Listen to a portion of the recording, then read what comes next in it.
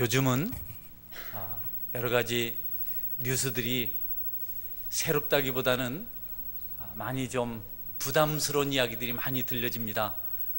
재난의 소식들이 끊이지가 않고 곳곳에서 우리의 마음을 아프게 하고 정말 힘들게 하는 그런 사건들이 많이 발생합니다. 지진은 이제 거의 이전의 홍수처럼 자주 빈번하게 발생하고요. 또 홍수도 계절이 없이 겨울에도 홍수가 나고, 그리고 여러 가지 재해들, 얼마 전에는 태풍 같은 거, 정말 감당하기 어려운, 단 하루 만에 1만 명 이상의 사람이 죽을 만큼 큰 재해 사건들이 우리 주변에 들려지는 것을 봅니다. 곳곳에서 이런 소식이 끊이지 않습니다.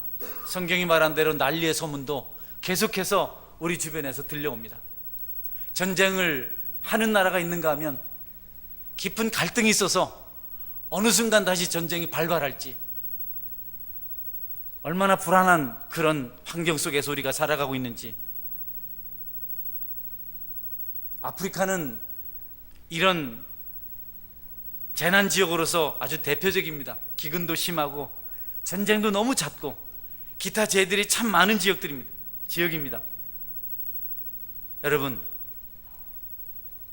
그와 같은 자연재해뿐 아니라 사람들의 마음을 피폐하게 하는 여러 가지 안타까운 사건들도 적지 않습니다. 사람들 사이에 나타나는 범죄들, 어머니가 자기 딸아이를 구타해서 죽게 만들기도 하고, 어떻게 사람이면서 그렇게 할 수 있는가 하는 일들이 우리 주변에 많이 일어나고 있습니다. 사람이 거룩한 소원을 따라 살기보다는 그들의 본능을 따라 살아서 그런 일들이 끊이지 않습니다. 지난 금요일 신방하다가 한 가정에서 이런 얘기 들었습니다. 사람들이 이성을 상실하고 어떤 생각이나 가치관에 마비가 찾아오면 본능적인 것만을 추구합니다. 먹는 음식의 매력을 느끼고 그것만을 탐식하든지, 또 성적인 욕구를 채우려고 거기에 중독되도록 거기에만 집착하든지, 특정한 사람들의 이야기가 아니고 이런 본능에 묻힌 삶을 살아갈 수 있는 가능성이 저와 여러분에게도 얼마든지 있다는 생각을 했습니다. 여러분, 하나님이 없다면, 그분에 대한 두려움이 없다면, 그분이 우리를 감동하지 않는다면 우리도 본능을 따라서 사람이 해서는 안 될 일들을 얼마든지 할 수 있다는 존재라는 사실을 한번 생각해 봅니다.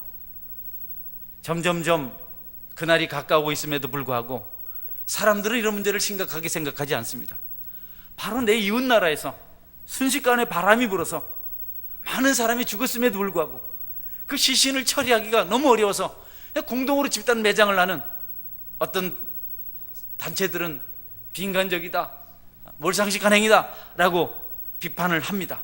그럴 만큼 많은 문제들이 발생하고 있음에도 불구하고 사람들은 여전히 아무 일 없는 것처럼 태연하게 찔림이 없이 그렇게 살아가고 있습니다. 심각하게 반응하지 않습니다. 괜찮아, 너 프라블로 아무 문제 없어. 그거 심각할 거 아니야. 여러분, 이런 때는 심판이 가까운 때라고 우리 하나님께서는 말씀하십니다. 로마가 멸망하기 전에 로마 교회를 향한 바울 사도의 편지에서도 그때 사람들이 어떤 모습으로 살았는지 잘 말해주고 있습니다. 로마서 1장 21절에 보면 하나님을 알되 하나님을 영예롭게도 아니하며 감사하지도 아니하고 오히려 그 생각이 허망하여지며 미련한 마음이 어두워졌나니, 하나님을 알면서도 영화롭게 하지 않아요. 하나님을 그들이 경험했으면서도 감사하지 않아요. 생각이 자꾸 헛된 것에 가 있어요. 미련해져요. 하나님이 그들을 향해서 그들의 마음의 정욕대로 더러움에 내버려 두사 그들의 몸을 서로 욕되게 하게 하셨으니 하나님 그냥 버려두셨어요. 너희가 마음대로 해라, 하고 싶은 대로 다 해라, 나 간섭 안 하겠다. 무슨 짓을 해도 너 뜻대로 해라. 또한 그들이 마음에 하나님 두기를 싫어하며 하나님께서 그들을 상실한 마음대로 내버려 두사 합당하지 못한 일을 하게 하셨으니 하나님 두기를 싫어해요. 여러분, 하나님과 관계없고 하나님을 바라보는 일에도 우리가 전심을 쏟지 않고 본능을 따라서 내가 원하는 육체의 욕심만을 따라 살아가고 있다면, 그런데도 아무 일이 일어나지 않아서 그것이 오직 즐겁고 재미있고 만족하다면 하나님께 버림받은 것 아닌가 생각하시고 하나님을 한번 찾아서 불러보시는 그런 애가 있기를 주의 이름으로 축원합니다. 하나님은 여러 가지 사건을 통해서 우리를 손짓하지만 우리는 반응하지 않습니다. 하나님은 우리를 가까이 두고 싶어서 우리를 부르는 말씀을 증거하시고, 또 우리를 통해서 하나님 영광 받으시려고 환경으로 깨닫게 하지만 아무도 거기에 반응하지 않아요. 하나님의 심판이 임하고 있다는 사실에 대해서, 재난이 재앙이 가까우고 있다는 사실에 대해서 염두에 두지 않아요. 이것에 대해서 마태복음에서 예수님은 더 실제적인 비유를 하셨습니다. 마태복음 11장을 보면 이 세대를 무엇으로 비유할까?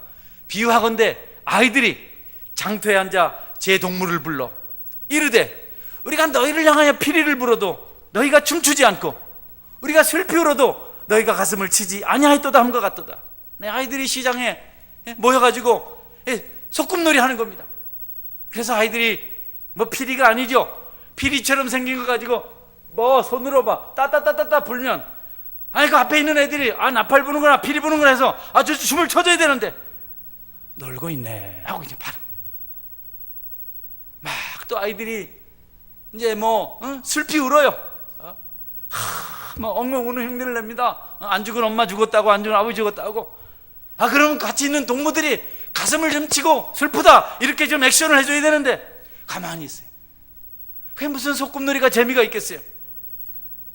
예수님께서 너희들 또 그렇다. 재앙이 찾아오고 환난이 찾아오고 시련이 찾아오고 곳곳에서 무서운 일이 일어나는데 아무 문제 없다, 괜찮다.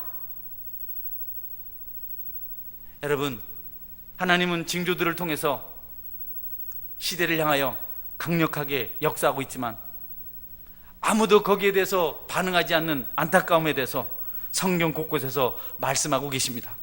거기에 우리도 포함되어 있지는 않는지 모르겠습니다. 오늘 느헤미야서는 그와 같은 것에 대한 색다른 교훈을 우리에게 들려주고 있습니다. 까지 현실의 시대 상황을 여러분이 듣게 된다면 그냥 재미있는 어떤 이야기로 듣지 말고 그와 같은 일을 통해서 이 시대에 하나님께서 말씀하시는 메시지를 깨닫고 그 일을 놓고 기도하고, 느헤미야처럼 우리가 죄를 지었나이다. 그러나 우리가 죄를 지었지만 하나님께 나와서 회개하면 모든 것 회복시킨다고 하신 말씀 붙들고 간구합니다. 하나님, 이 땅을 회복시키시고 교회를 회복시키시고 내 심령을 회복시켜 주옵소서 라고 간구할 수 있는 그런 애가 있기를 주의 이름으로 축원합니다. 하나님은요, 우리를 긍휼히 원하기를 원하시는 분이십니다. 하나님 사랑하는 자에게는 긍휼을 주세요. 그 긍휼은 아픔을 아픔으로 알고, 고통을 고통으로 알고, 슬픔을 슬픔으로 알고, 괴로움을 괴로움으로 알고, 그리고 기도하게 하는 그런 긍휼입니다. 하나님의 긍휼이 임하면 어디가 아픈지 알아요. 어디가 힘든지 알아요. 누가 슬픔에 잠영든지 압니다. 무엇을 잘못했는지 깨닫게 해주세요. 그럴 뿐만 아니라 그들이 그 마음을 가지고 하나님 앞에 기도를 시작하게 된다는 것입니다. 느헤미야는 그 긍휼을 덧입었습니다. 먼저 기도했고 그 기도의 결과 그의 모든 소원들이, 예루살렘을 향한 그의 기대들이 회복되는 것을 체험하게 됩니다. 금식하며 기도합니다. 느헤미야 생각에는 오직 하나, 예루살렘밖에 없습니다. 거기가 회복되어서 하나님의 도성이 아름다워져야 되는데, 그 백성들이 행복해야 되는데, 어느 날 좋은 술이 있어서 느헤미야가 술을 잔에 담아서 왕에게 가지고 갑니다. 여러분, 느헤미야가 정말 왕이 총애하는 사람입니다. 술은 한 번도 가져다 주지 못해. 술에 독을 넣을 수 있기 때문에. 근데 느헤미야가 주는 건 왕이 다 마십니다. 이렇게 총애를 받았습니다. 그것을 가지고 가는데 여러분, 느헤미야 얼굴이 초췌합니다. 금식하고 마음이 괴롭고 슬프니까 그 얼굴이 밝을 수가 없어요. 절대로 왕의 신하는 그런 모습으로 왕 앞에 서면 안 됩니다. 언제나 기름을 바르고 단정하고 깨끗해야 하는데 그 마음이 너무 상해서 얼굴이 초췌했습니다. 여러분, 그런데 그와 같은 모습이 왕의 국류를 덧입는 기회가 되는 것을 믿으시기 바랍니다. 하나님의 국률이 여기세요. 불쌍히 여기세요. 저나 여러분이 그와 같은 국률을 덧입는 불쌍히 여김을 받는 은혜로운 성도가 될 수 있기를 주의 이름으로 축원합니다. 그러면 다 해결이 돼요. 국률이 여기면 모든 문제가 다 해결됩니다. 불쌍히 여김을 받으면 다 해결이 됩니다. 하나님 앞에 그 은혜를 달라고 간구하실 필요가 있습니다. 마태복음 20장에도 하나님이 얼마나 그 백성들을 국률이 여기는지에 대해서 포도원 품꾼 비유로 들려주세요. 이른 아침에 포도원 주인이 시장 저작거리에 가보니까 많은 품꾼들이 서성이고 있습니다. 일을 찾으려고. 그 이른 새벽부터 포도원 주인이 가니까 서로 일하겠다고. 포도원 주인이 거기서 몇 사람을 골랐습니다. 포도원 주인은 일 잘하는 사람, 튼튼한 사람은 고른 것이 아니고 자기의 도움이 필요한 사람을 골랐어요. 자기가 도와줘야만 될 사람을. 그들은 말하지 않았지만 포도원 주인의 눈에는 확실히 들어왔습니다. 바라고 서 있는 사람, 남보다 더 간절히 기대하는 사람은 그것이 반드시 그들의 모습을 통해서 나타나게 되어 있습니다. 가서 일을 시켰습니다. 한 달에 한 번씩 주겠다고.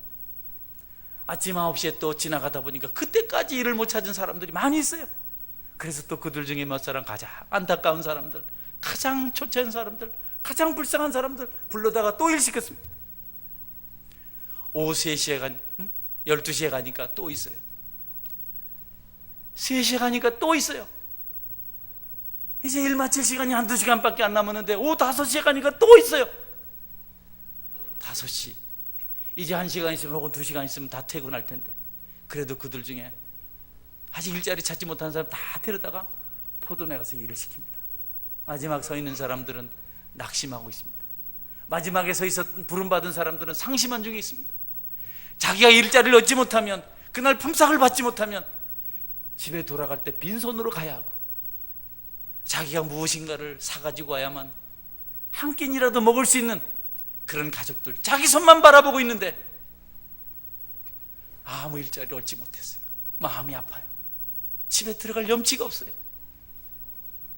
어린 자녀들, 사랑하는 아내, 정일도록 자기만 기다리고 있었는데 자기 빈손으로 들어가면, 여러분, 그 마음을 포도원 주인은 읽고 그들을 데려다가 일시켜서 가다 일도 제대로 하지 못하고 하루가 맞춰졌어요.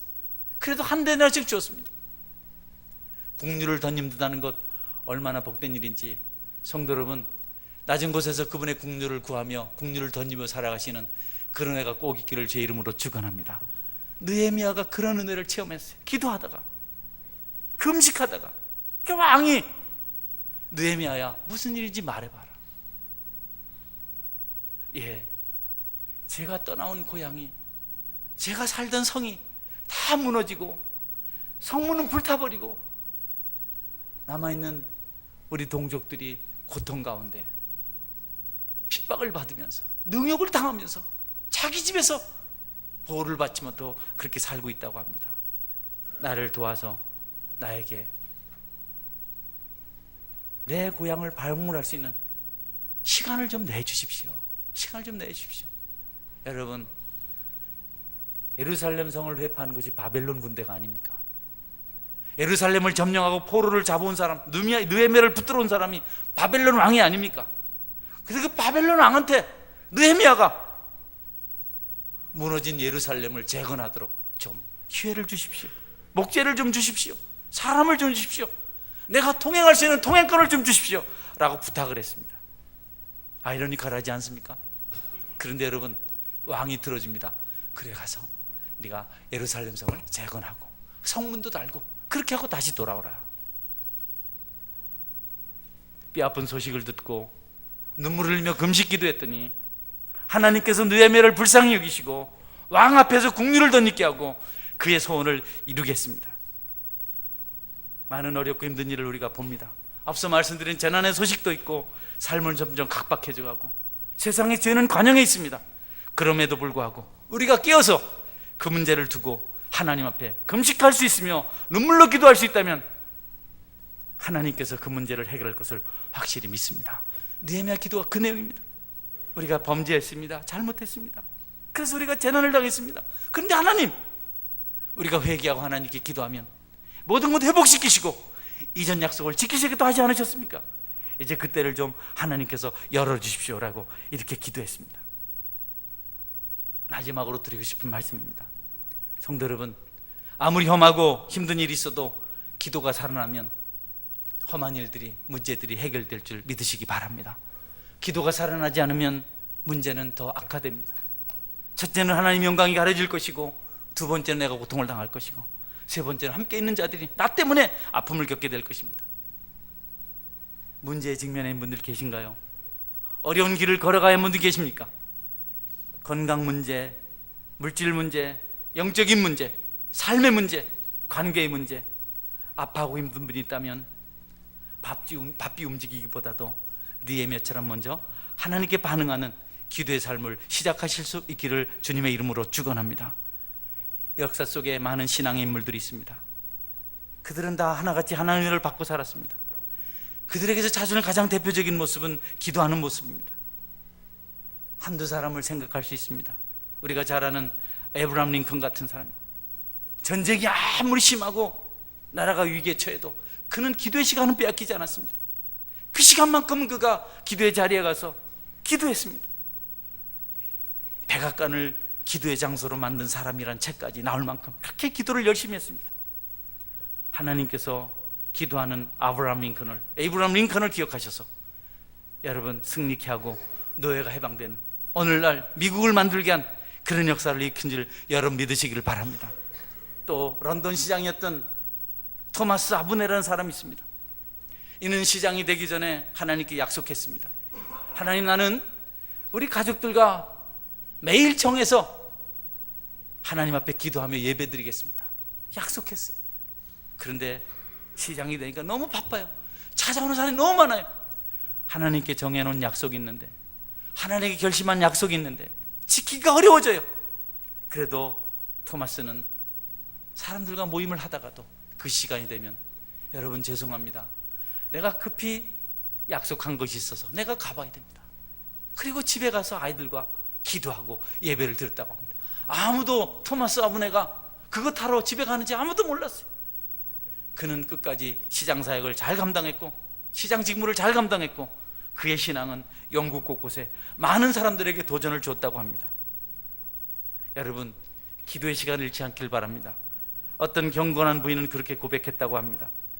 나는 말씀을 좋아하고 말씀 들을 때 행복하지만, 그러나 내가 기도할 때는 말씀 듣는 것도 내가 하지 않겠습니다. 내가 하나님 앞에 기도하기로 작정한 그 시간만큼은 나는 기도하는 일에만 전심하겠습니다. 설령 베드로가 와서 설교한다 할지라도, 사도 요한이 와서 설교한다 할지라도, 12명의 사도가 다 와서 며칠 동안 말씀을 전한다 할지라도, 나는 내가 기도하는 시간을 더 가치 있게 여길 것입니다. 여러분, 어려운 이야기를 우리가 지금 듣고 있습니다. 그럼에도 불구하고 그와 같이 기도를 소중히 여기고 하나님 앞에 대화하는 시간을 가졌던 사람들은 다 하나님의 위로를 받고 축복을 받고 하나님 앞에서 능력 있는 삶을 살아간 것을 가르쳐주고 있습니다. 아말렉과의 전쟁에서 모세의 손이 올라갔을 때만 전쟁에 이길 수 있었던 것을 우리는 잘 압니다. 모세의 손이어야 합니다. 다른 사람의 손은 필요가 없습니다. 오늘도 하나님은 여러분에게 기도의 손을 들길 원하고 계십니다. 할렐루야. 여러분의 손을 들길 원하세요. 다른 사람 손 필요 없습니다. 여러분의 손이 들려져야 됩니다.